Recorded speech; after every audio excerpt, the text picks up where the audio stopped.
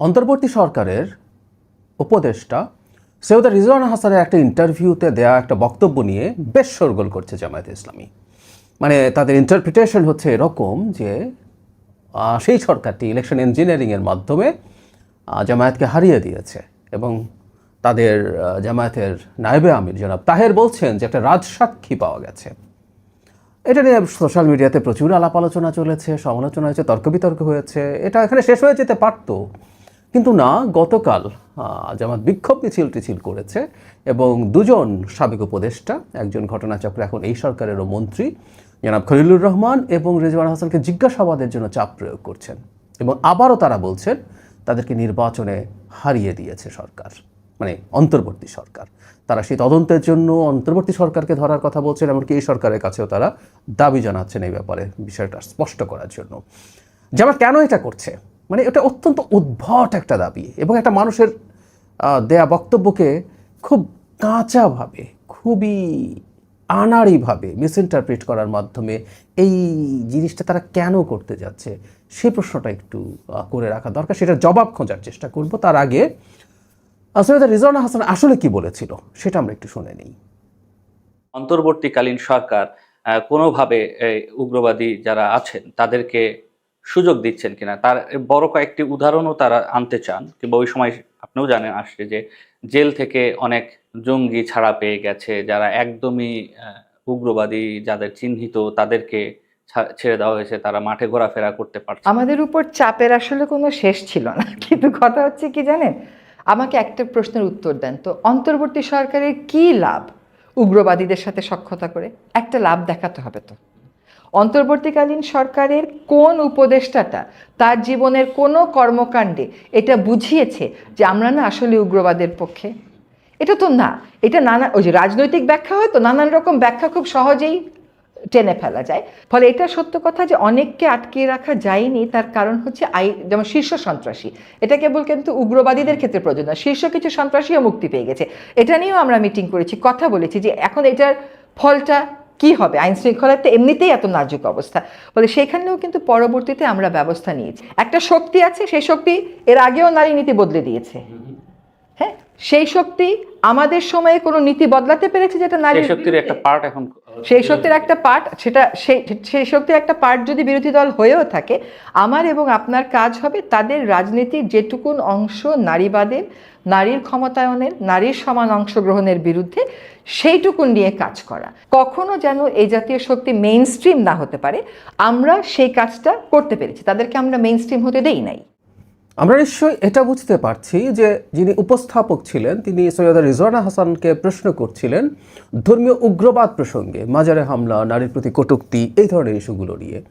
তখন তিনি কিভাবে তারা জেল থেকে বেরিয়ে গেল সেই আলাপ যেমন করেছেন, তারপরে একটা পর্যায়ে নারীদের প্রতি নানান রকম তাদের দৃষ্টিভঙ্গিকে সামনে এনে তিনি তার ব্যাখ্যা দিচ্ছিলেন। একটা পর্যায়ে আপনারা শুনেছেন, তারপর আমি আবার একটু বলছি, একটা পর্যায়ে উপস্থাপক তাকে বলছেন তাদের একটা অংশ তো এখনও বিরোধী দলকে ইঙ্গিত করছেন। তখন রিজওয়ানা হাসান এটা বলছেন যে তারা, মানে যারা বিরোধী দল আছে, মানে জামায়াত ইসলামীর প্রতি ইঙ্গিত ছিল, দ্যাটস ফ্যাক্ট।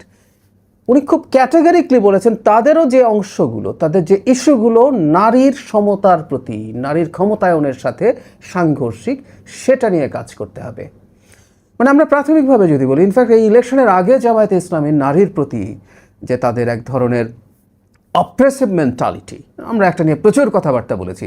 কোনো নারী কখনো জামাতের আমির হতে পারবে, এটা নারীর ক্ষমতায়ন এবং সমতার খুবই বিরোধী। এটাকে কে কীভাবে ইন্টারপ্রেট করবেন ইজ ডিফারেন্ট ডিবেট, কিন্তু এটা যে নয় এটা তো ফ্যাক্ট। সুতরাং জামায়াতে ইসলামের এই অংশগুলো নিয়ে রিজওয়ানা হাসানের চিন্তা, তার ব্যক্তিগত চিন্তা হচ্ছে সেটা নিয়ে তাদের ফাইট করা দরকার আছে, করতে হবে। আবার তিনি ফিরে যান আসলে উগ্রবাদের প্রসঙ্গে। তখন তিনি একটা কথা বলেছিলেন যে তাদেরকে আমরা মেইন স্ট্রিম হতে দেইনি। খুবই ইন্টারেস্টিং একটা ব্যাপার হচ্ছে এই যে মেইন স্ট্রিম হতে দেইনি, মেইন স্ট্রিম হওয়া মানে কি? কাকে মেইন স্ট্রিম হতে দেননি? মেইন স্ট্রিম হতে দেননি আসলে উগ্রবাদকে। মজার ব্যাপার, ওনার বক্তব্যের পর দিনই, মানে গতকালের আগের দিন বৃহস্পতিবার জনাব আবদুল্লাহ মোহাম্মদ তাহের এই ভিডিওটাতে উনি বলছেন যে তাদেরকে মেইন স্ট্রিম হতে দেননি, মানে প্রধান দল হতে দেননি, প্রধান শক্তি হতে দেননি, প্রধান দল হতে দেননি। মূলধারা শব্দটা উনি বলছেন, মেইন স্ট্রিমের বাংলা মানে মূলধারা, মানে প্রধান দল, মানে ইন্টারপ্রিটেশনটা আমরা খেয়াল করি। আমি বলছি না, খুবই কাঁচা এবং খুবই আনাড়ি এক ধরনের ন্যারেটিভ তৈরির চেষ্টা। মেন স্ট্রিম জামাতে ইসলামী আছে, এটা ইসলাম ধর্মভিত্তিক একটা রাজনৈতিক দল, যদিও তার মধ্যে প্রচুর দ্বিচারিতা আছে, সেগুলো নিয়ে আমরা ইলেকশনের আগে প্রচুর কথাবার্তা বলেছি। কিন্তু মেন স্ট্রিম দল জামাত তো বটেই, আরও অনেক ইসলামী দল মেন স্ট্রিম আছে। উগ্রবাদকে মেন স্ট্রিম হতে দেননি বলে রিজওয়ানা হাসান দাবি করছেন। ইটস এ ডিফারেন্ট ডিবেট, তারা কতটুকু কন্টেইন করতে পেরেছেন। আমি মনে করি গত সরকারের যোগসাজশে বা প্রশ্রয় অ্যাটলিস্ট উগ্রবাদ মাথা যারা দিয়েছিল তাদের বিরাট দায় আছে। মেনস্ট্রিম হওয়ার মতো পরিস্থিতি তৈরি হতে যাচ্ছিল, সেই তর্কে ঢুকছি না, তিনি তার সেই দাবি করছেন। সো মেনস্ট্রিম হতে না দিয়ে আমরা তাকে প্রধান দল বা সরকারে যাওয়া যেতে দেইনি, এই ইন্টারপ্রিটেশন, শব্দটা বলে ফেলাই ভালো, একটা মূর্খতা। এই মূর্খতাই আমরা দেখছি জামায়াতে ইসলামীর পক্ষ থেকে, এবং তাদের অ্যাক্টিভিস্টদের অনেকেই আমি দেখছি সোশ্যাল মিডিয়াতে একই কথা লিখছেন। খুবই ফ্রাস্ট্রেটিং। কেন তারা এটা করছেন সেই প্রশ্নটার আসলে জবাব খুঁজতে চাই, সেটাই বলতে চেয়েছিলাম। মানে আমি নির্বাচনের আগের দিন রাতে একটা ভিডিওতে মানে রেজাল্ট সম্পর্কে যে প্রেডিকশন দিয়েছিলাম প্রায় না আসলে পুরোপুরি ফলে গিয়েছিল। সেই ভিডিওতে আমি জামাতে অ্যারাউন্ড 70 সিটস পেতে পারে সর্বোচ্চ, এরকম একটা বক্তব্য দিয়ে বলেছিলাম ইটসেলফ এটা জামাতের জন্য একটা বিরাট উইন। তারা ভালো পার্সেন্টেজের ভোট পাবে, এই পরিমাণ সিট পাবে, এবং তারা একটা ইলিউশন তৈরি করতে পেরেছে আমাদের এডুকেটেড ভোটারদের মধ্যেও যে জামাত এবার জিতে যেতে পারে।